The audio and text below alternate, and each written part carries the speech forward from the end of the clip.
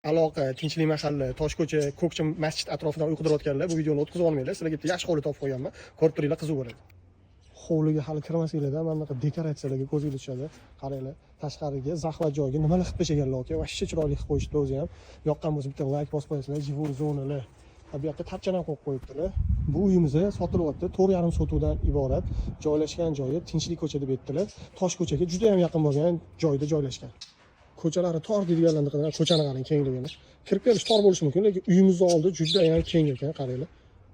Zo'ra. Bu yerdan Tinchlik ko'chaga chiqib ketsa bo'ladi, bu yerdan ham Tinchlik ko'chaga chiqib ketsa bo'ladi, Toshko'chaga chiqib ketsa bo'ladi. 3 ta ko'chadan kirib kelsangiz bo'ladi. Kengligi bitta baho berganlar. Bismillah deb ichkariga kiramiz. Garaj qismiga ham ikkita mashina bemalol ketadi. Uyimizning bu qismi yangi qurilgan ekan, pishganishdan podvolli qilib, juda ham fayzli hovliga qaranglar. Dekoratsiyalarga juda alohida e'tibor berisharkan o'zi ham.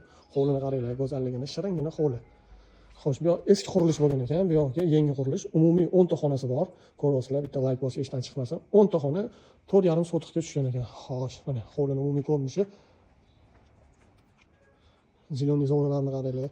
Tuyeda guldislar, o'rtada guldislar juda ham chiroyli qilib ekib qo'yishgan ekan. Hovliga qaralgani ko'rinib turibdi. Juda ham fayzli va shinamgina hovliga. Xo'sh, uy ichlarini ba'zi sabablarga ko'ra olmadik. Narx arzon narxda chiqyapti. Taxmin qilib turinglar, hozir narxini aytaman. 4,5 sotuv, 9 ta xonadan iborat ushbu hovlimizning narxi $235 ming. Kelishiladigan joyi bor. Aloqaga chiqinglar, baraka qilamiz.